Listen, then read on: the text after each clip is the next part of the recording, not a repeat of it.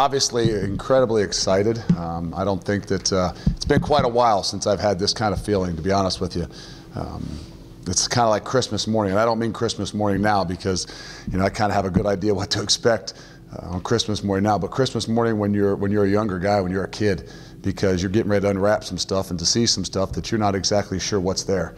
So that makes it incredibly exciting. I think back, it's probably been since I first got started in coaching that I've been in this situation. I think my first year at the University of Akron was probably the last time that I've kind of went into an opener and not knowing exactly what to expect, not knowing what the atmosphere will be like, not knowing exactly what you've got that's running out there as well. So an incredibly exciting time for me, I think for our entire program, but I think for me in general, it really that kind of excitement it's been a while since I've had that. I think the other thing I probably will just start off with is Hayden Moore will be our starting quarterback, and that gives us a lot of experience. I think Hayden's got 7 or 8 official starts in college, you know, so he's got a lot more experience at this than I do even. So, you know, going out there, taking the field on Thursday night, having a guy that's got 7 or 8 starts under his belt, there's not going to be anything he hasn't seen, not going to be anything that's going to be an incredible surprise to him, whether it's the stadium, the crowd,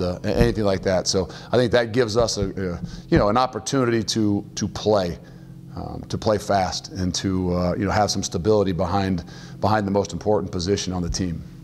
And then, to be honest, I'm excited about really trying to finally seeing that culture. This whole time it's been kind of what we've talked to you guys about, or, you know, I say to our team all the time, it's what we promote and what we permit, and that's what our culture is so far.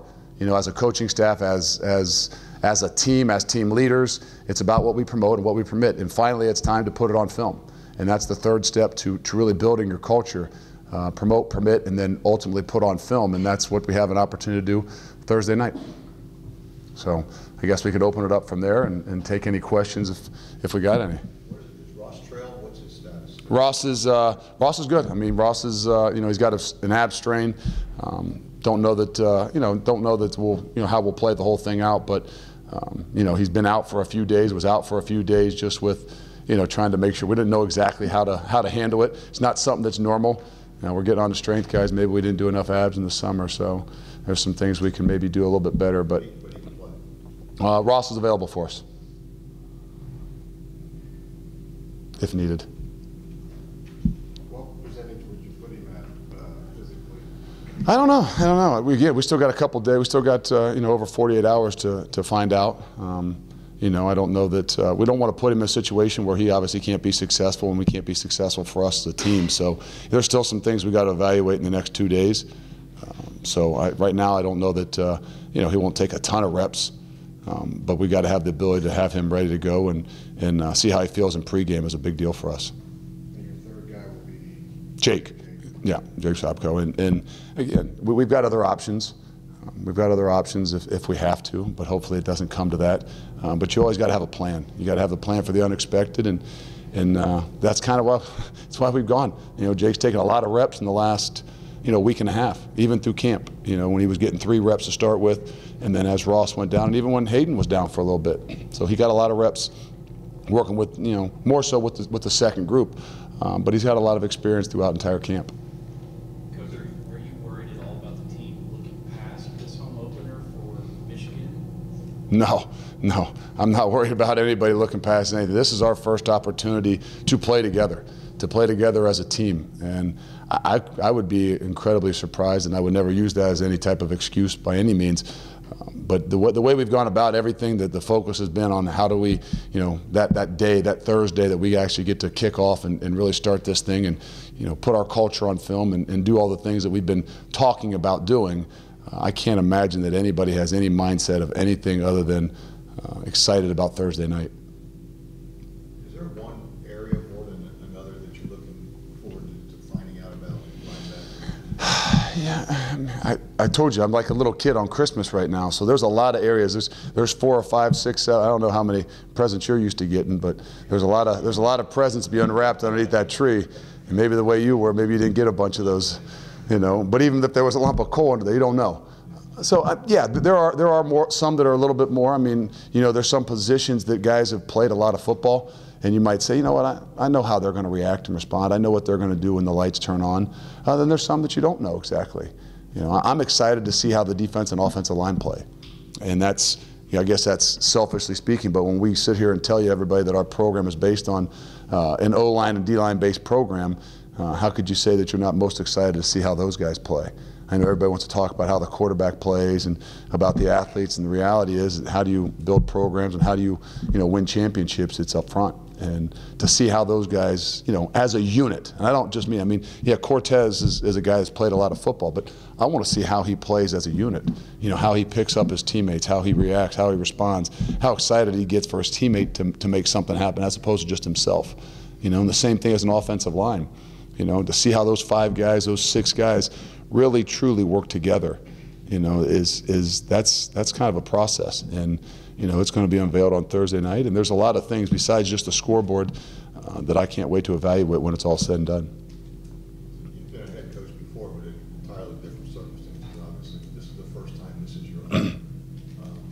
Talk about what that feels like. Well, I wouldn't say it wasn't my own. I still felt that way about the opportunities that I had. I think it's so different because, even where I was before, whether I was a player there, walking out there, you knew what to expect. And I don't just mean, I'll expect to win. No, I mean, you knew what the crowd was going to be like. You knew what, that field was like. You knew what the emotions were like. You had a good idea with a lot of those kids that, who they are and what they're all about and where they come from. Right now, I don't. I have 7, 8 months with a lot of these kids, some young ones 3 months and 4 months. And, to see that go out there. So there's a lot of anxiety, to be honest with you. I told the guys the other day, they were kind of joking and stretching. They asked me if I was nervous. And, that ended up being our talk there at the beginning of practice. I said, yeah, I'm nervous. Not because I'm worried about, the final destination or the score of some sorts, but I'm nervous just to, hey, that's anxiety for me to say, hey, you're preparing yourself. Obviously there's no looking past or looking over I don't know what you want to say, that you're not worried. I'm not saying, to me, nerves are a good thing because it really prepares you. So there's a lot of things I'm excited about, in some ways a bit nervous about, but for me, those kinds of the things that prepare me. I talk about it, to guys all the time. What motivates you, and everybody's different, but those nerves and those kinds of things are what really, for me, what motivates me. The 3 guys that were elected captain for the team, what do you hope that they do for you early on in the season, and then what do you hope they sustain for you throughout the year? Well, it just starts with they're a representation, and sometimes captains can be overblown, but the reality is they're chosen by their teammates, and they're chosen by their teammates for a reason. But like I've told the guys, I said, if those are the only 3 guys that we really think are leaders, and if those are the only 3 guys that lead on our team, we'll struggle. We'll struggle big time. So you got to have leadership in all different areas, and you have to have leadership in all different ways. Ultimately, obviously, those are the guys that are going to be out there. Those are the guys that are going to represent us. Those are the guys, when coach has an issue of any sorts, that those are the guys you're going to lean on. But I still think we're never going to stop learning. I'm learning. I'm still growing as a leader in everything I do. And to me, those guys early on, if they don't know exactly what that means, their example will be the greatest, the greatest example to us to start with. And then as we move forward, as we continue to, coach these guys, as we continue to help develop these guys, in their leadership skills, they'll realize that throughout this entire season, it's going to be more about how they make others around them better. And, that is an unselfish act. And I think being a leader and throwing in those situations and those opportunities, that's something that's not natural, and that's something that's learned. And that'll be a process throughout this entire season. What do you expect to see from Austin Peay? They got 13 new guys, to be honest with you. They got, from junior college transfers and Division I transfers. So I expect to see a personnel that maybe is better than what people have seen on film, and that's what you try to make sure our guys understand. Is you're going to see something different, you're going to see something better just on what they've done in the last 3 months. But the reality is, we got to focus on ourselves. Not that we don't prepare for them, not that we don't study them, not that we don't say, hey, yeah, they're going to run the quarterback and they're going to play a 4-4 defense, they're going to play 4 down linemen, they're going to play quarters coverage behind it. The reality is in the approach that we've taken is, hey, we got to focus on ourselves, and it's up to us to do the things that we need to do to be successful. And that's putting that culture, it's playing together, it's playing fast. I think, to me, that's what's most exciting about it. I want to see how fast our kids will play. Well, Coach, that's not hard to find out. Just go ask the strength coach what they ran a 40-yard dash in. No, that has nothing to do with it. Fear, hesitation, confusion, those are the kinds of things that make guys that run 4.5, 4.6 not play like that. And we need to see that the thing as a coach, the greatest thing that we can give to them is confidence. Confidence to go out there. Is there going to be a mistake? Darn right there's going to be a mistake. Effort overcomes all mistakes. And we want to see those guys play with that effort level that they truly believe in the culture that we've kind of set for them, and be able to display that. Coach, it's also the first game for your staff together as a unit. How have those guys adjusted to working together and going through their first kind of game week together as a group? Well, it's not a normal game week. Everybody in the office, comes on and says, "Happy Tuesday." I'm like, Tuesday? It's Thursday. I don't know what you guys are talking about. Today's Thursday. And Saturday was Monday. I mean, so a normal game week, I wouldn't say it is. But again, I would be crazy if I didn't say, oh, they've done a great job. The reality is we find out a lot about each other. We'll find out a lot about our guys, in adverse situations. We find a lot about the bonds and the things we've created as a staff. We can't figure those things out without being in some of these situations that we're going to be in, whether it's on Thursday, whether it's next Saturday, whether it's 3, 2, 4, whatever, how many weeks from now. It's a process as well. And, the same things we preach to our players, we preach to our coaches. And in order to be a leader, you got to be unselfish. And how we work together, whether it's on a game day, when the emotions and adrenaline is a lot higher, is still a process. So I'm excited about where we are right now, but I'm more excited to see how we can enhance it and where we can go from here. Coaches talk a lot about culture, too. What does that mean to you? How would you describe culture? Well, it's a buzzword. I think that's probably in the last 5, 6, 7 years. They kind of go in trends and say, okay, well, what's the new word or what's the new phrase? And talking about everybody's programs nowadays. At one time, it's, hey, we're going to create a family. Culture is really, to me, my important thing for these guys is not I want any confusion. Today's practice is all about eliminating the confusion on the field. The day we walked in the door, we want to be, hey, I want to eliminate all confusion for you. I don't want you sitting there thinking, well, what does Coach really think? What does he really want? And what does he think of me? No, we'll let you know. And it's the same thing with your culture. Is what do we really expect from our guys? And I think that's the clarity that we want to put behind it. That's why we put it up on the board. That's why I put it up on the wall, so that every day they're looking at, this is what our expectation is, guys.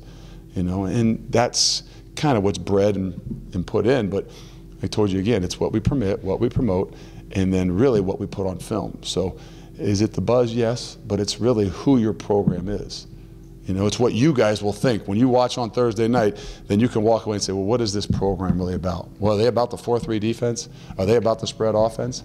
If that's what you think, then we probably aren't doing the things that we need to do to be a program where we're going to have a chance to not only get to excellence, but sustain excellence. If you walk away saying, man, that team plays together, that team plays fast, they made some mistakes. Oh, they turned that guy loose in coverage, but all of a sudden, the ball was up or couldn't get off because those guys were rushing like a madman.